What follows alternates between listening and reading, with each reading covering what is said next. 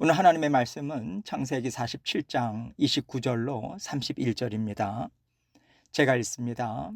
이스라엘이 죽을 날이 가까우매 그의 아들 요셉을 불러 그에게 이르되 이제 내가 너에게 은혜를 입었거든 청하노니 너의 손을 내 허벅지 아래에 넣고 인애와 성실함으로 내게 행하여 애굽에 나를 장사하지 아니하도록 하라.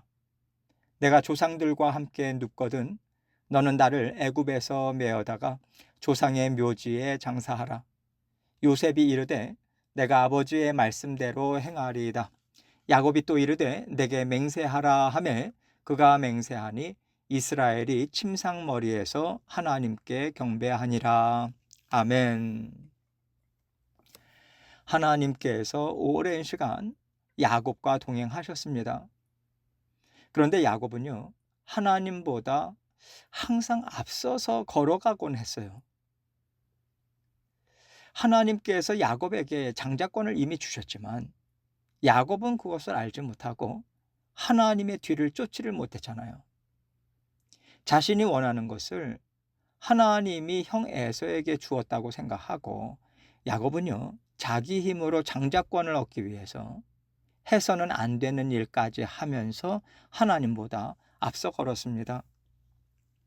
또 야곱이 가정을 이루어서 아내들과 자녀들과 함께 살아가는 모습을 봐도요, 야곱은 하나님께서 가정을 이루어 주셨다는 인식을 하지 못했어요. 마치 원하지 않았는데 자기에게 얹어놓은 짐짝처럼 야곱은 레아와 자녀들을 대했죠. 이렇게 야곱은 하나님의 뒤를 쫓는 것이 아니라 항상 자신의 생각으로 앞서 걸어가는 모습을 보여주었다가 요셉을 잃어버리고 또 베냐민을 내어놓아야 되는 상황을 맞이하면서 비로소 내가 쥐고 있으려고 해도 하나님이 허락하시지 않으면 내 것이 될 수가 없는 거구나. 하나님 앞에 두 손 들고 자신의 모든 것을 하나님께 내어 맡겨드리는 마음이 생기지 않았나, 그런 생각이 들어요. 그래서 오랜 시간 동안 야곱이 하나님과 함께 살았지만 전폭적으로 하나님을 주인으로 여기고 하나님 뒤를 쫓아간 시간은 어떻게 보면 노년으로 넘어가서야 가능했다는 생각을 하게 됩니다. 야곱이 좀 더 일찍 깨달았으면 어땠을까? 참 아쉽습니다. 우리도 계속해서 우리의 손을 펴서 하나님께 내어 맡기는 훈련을 해야 아픔을 줄일 수 있어요. 손을 폈다가 다시 쥐었다가 폈다가 다시 쥐었다가 이것을 반복하더라도 이 과정을 통해서 아, 펴야 되는 거구나. 펼 수밖에 없구나. 펴야지만 내가 평안을 얻고 하나님이 주시는 약속의 복을 누리게 되는 거구나. 이것을 배웁니다. 오늘 본문은 야곱이 하나님을 전폭적으로 의지하고 다 내어 맡기는 모습으로 마지막 자기 인생을 정리하는 모습을 보여주고 있고요. 이것이 결국 우리의 모습이 되어야 한다는 생각을 하게 합니다. 오늘 본문 29절로 30절 보겠습니다. 이스라엘이 죽을 날이 가까우매 그의 아들 요셉을 불러 그에게 이르되 이제 내가 너에게 은혜를 입었거든 청하노니 너의 손을 내 허벅지 아래에 넣고 인애와 성실함으로 내게 행하여 애굽에 나를 장사하지 아니하도록 하라. 내가 조상들과 함께 눕거든 너는 나를 애굽에서 메어다가 조상의 묘지에 장사하라. 요셉이 이르되 내가 아버지의 말씀대로 행하리이다. 야곱이 147세가 됐어요. 몸도 쇠약해지고 또 하나님께서 마음의 준비를 할 수 있게 해주신 것 같습니다.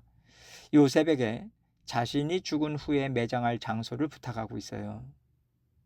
애굽 땅에 장사하지 말고 아브라함과 이삭과 레아가 묻혀 있는 막벨라 굴에 매장시켜 달라고 부탁을 합니다. 그런데 이 부탁을요, 단순히 가능하겠니? 나는 그랬으면 좋겠다. 이 정도가 아니라 고대 시대에 가장 엄중하게 맹세하는 관습까지 사용하면서 하는 거예요. 요셉의 손을 자기 허벅지 아래에 넣게 하는 것은요, 생명을 걸고 언약을 지켜달라고 간곡하게 부탁하는 겁니다. 뿐만 아니라 야곱은요, 내가 너에게 은혜를 입었거든 인애와 성실함으로 내게 행하라 이렇게 말하고 있어요. 내가 너에게 은혜를 입었거든 이라고 하는 말은 너가 나를 진심으로 존중하고 소중히 여긴다면 이런 뜻입니다. 그리고 인애와 성실함으로 내게 행하라고 말하는데, 인애와 성실은 하나님의 대표적인 성품이죠. 하나님은 언제나 이렇게 약속을 이루시거든요. 그래서 요셉에게 하나님의 사람으로서 약속하라 이런 의미로 말하는 겁니다. 왜 이렇게까지 야곱이 부탁을 하냐면, 지금 야곱이 살고 있는 곳은요, 애굽의 고센 땅인데 야곱의 시신을 막벨라, 그 가나안 땅 막벨라까지는 400km가 훨씬 넘는 길을 옮긴다라고 하는 겁니다. 이것은 그 당시에 굉장히 어려운 일이었거든요.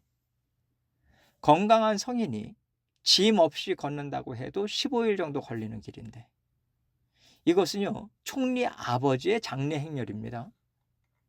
애굽 사람들과 야곱의 온 집안 식구들, 그리고 이들을 호위하는 기병과 병거가 동행하면 더 많은 시간이 걸릴 수밖에 없어요.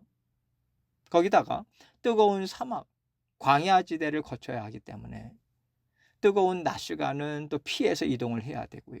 식수를 확보할 수 있는 오아시스나 우물을 고려해서 또 이동을 해야 합니다.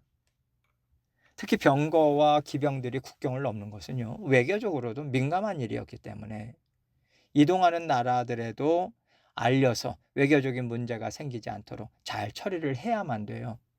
정말 쉽지 않은 일이고요. 참 복잡하고 어려운 일이라고 하는 것을 야곱도 어느 정도는 알고 있었을 텐데도 불구하고 요셉에게 부탁하고 있는 겁니다. 그 이유는요, 야곱이 생각할 때 그 정도의 가치가 충분히 있다고 판단하기 때문이에요. 지금처럼 애굽에서 살면 편하고 좋겠죠. 그러나 야곱은요, 애굽으로 내려가기 전에 하나님께서 반드시 너를 인도하여 다시 올라올 것이라고 하신 약속을 믿었고요. 그 약속을 자손들도 믿고 살기를 원했던 겁니다. 그래서 야곱의 시신을 가나안 땅 막벨라 굴에 장사하는 일은, 우리는 하나님께서 주신 약속을 붙잡고 살아가는 사람들이야. 하나님께서 가나안 땅을 너희에게 주신다고 하셨어. 우리는 애굽 백성이 아니라 약속을 주시고 지금까지 인도하신 하나님의 백성이라고 하는 것을 절대로 잊지 마라. 이 약속을 자손들에게 심어주는 일이었던 겁니다. 그만큼 야곱이요, 살아계신 하나님을 경험해서 알은 거예요. 마지막으로 사랑하는 자손들에게 무엇을 물려줘야 이들이 하나님의 은혜에서 벗어나지 않고 살 수 있을까? 고민할 것도 없었을 것 같습니다. 약속을 주신 하나님이다.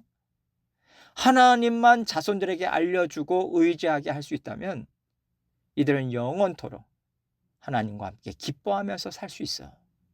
이게 명확했던 거죠. 그리고 요셉은요, 아버지의 간곡한 부탁에 제가 아버지의 말씀대로 행하겠습니다. 맹세를 하죠. 31절입니다. 야곱이 또 이르되 내게 맹세하라 하매 그가 맹세하니 이스라엘이 침상머리에서 하나님께 경배하니라. 야곱은요, 하나님 감사합니다. 제가 할 일을 다 할 수 있게 해주셔서 감사합니다. 하나님께 이 자손들을 맡겨드립니다. 이 자손들이 약속의 말씀을 잊지 않고 하나님의 백성으로 이 땅에서 하나님 나라를 이루어갈 수 있도록 은혜와 복을 베풀어 주십시오. 하나님께 찬양과 경배를 올려드렸으리라 생각해요. 하나님께서 우리를 향해서 가지신 뜻이 바로 이것이라고 보여주고 계신 것입니다. 우리가 인생을 정리할 시간이 됐다고 할 때 물려줄 게 뭐가 있을까요? 그래, 지금 집이 몇 채가 있으니까 한 채는 누구 주고 또 한 채는 누구 주고, 보석이 있는데 이것은 누구에게 주고, 주식이 있는데 이것은 어떻게 하고, 이런 식으로 이 땅에서 내가 쌓아놓은 것들을 나누어 주기에 바쁘다면 결국 그 인생은요, 이 땅의 것들을 자손들에게 물려주기 위해서 살아온 인생밖에 안 되는 겁니다. 그 인생은 하나님 앞에 두 손 들고 항복하지 못한 인생인 거고요.